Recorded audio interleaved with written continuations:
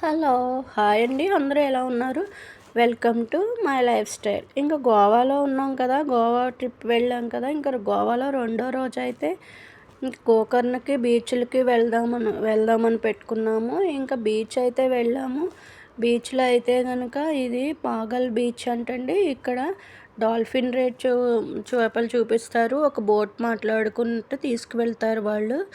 ఇక్కడైతే బోటు మాట్లాడే లోపల ఇక్కడ ఒక చెట్టు కింద పెద్ద వ్యూ కనపడే బీచ్ ఉండి, అక్కడ ఒక చిన్న షాప్ ఉంది.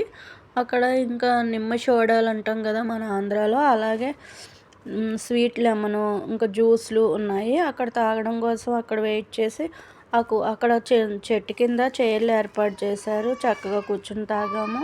ఆ తర్వాత అయితే వాళ్ళు ఇంకా బీచ్లో, పాగల్ బీచ్లో ఉన్న బోట్ అబ్బాయితో మాట్లాడి ఒక్కొక్కరికి 300 అయినాయంట. అందరికీ కలిపి 4000కో ఎంతకో బోట్ మాట్లాడారు. ఆ బోట్లోంచి వెళ్తూ అక్కడ డాల్ఫిన్ చేపలు కనపడతాయి అని చెప్తున్నారు. సరే రెడీ అయ్యాం, వెళ్తున్నాము. ఇంకా బీచ్లోకి అయితే పడవలో అయితే ఎక్కేసాము, దిగాము. అంతా కెరటాలు ఉవ్వెత్తున ఎగురుతూ వాటర్ అలలు అలా పైకి వస్తున్నాయి. పిల్లలు ఆ కెరటాల హడావుడికి పడవ అటు ఇటు కదులుతుంటే బేర్ బేర్ అంట కేకలేసేస్తున్నారు. భయం లేదు, సరిగ్గా కూర్చోండి అని చెప్తున్నాము. కానీ మధ్యలోకి వెళ్ళాక ఎటు చూసినా నీరు, పైన ఆకాశం, చెట్లు ఉండి ఇంకా మొత్తం నీరు. మధ్యలోకి వెళ్ళాక కాస్త మాకు కూడా భయంగానే ఉంది. కానీ ధైర్యం చేసుకుని వెళ్ళాము. ఒక్కొక్కసారి పెద్ద అల వచ్చినప్పుడు బోటు అటు ఇటు రివర్స్ లాగా తిరుగుతుంది. అప్పుడు కాస్త భయమే అనిపిస్తుంది. డాల్ఫిన్ చేప అదిగో అని చూపిస్తున్నాడు. చేప పూర్తిగా కనపడలేదు ఎక్కడా కూడా. కొంచెం అది ఇలా ఎగిరినప్పుడు కొంచెం మొప్ప కానీ లేదా వీపు కానీ కనిపిస్తున్నాయి.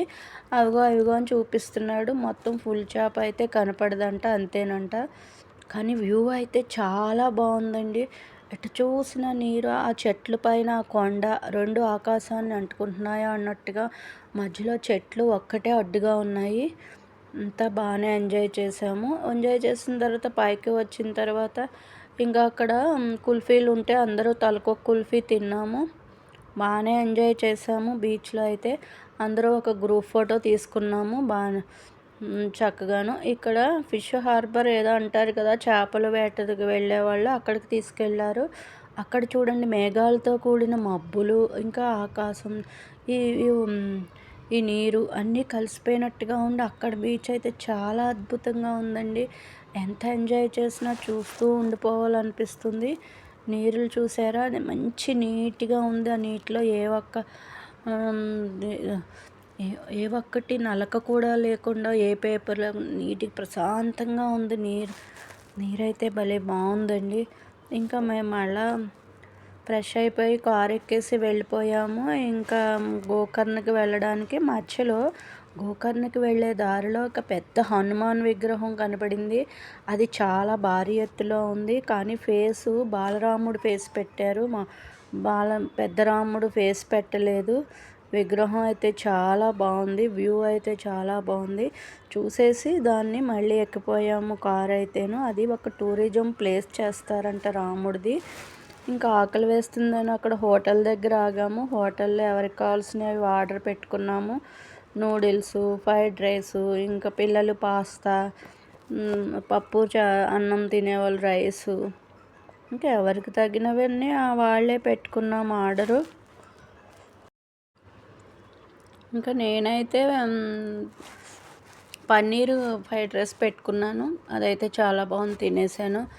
ఇంకా బాగున్నా బాగోపోయినా ఇంకా వేరే ఊరు వచ్చినప్పుడు ఏ టేస్ట్ అయినా నచ్చుతుంది కదా, బాగానే ఉందని తినేసాము. మా పిన్ని అయితే కనుక ఇలా భోజనం ఆర్డర్ పెట్టుకున్నారు.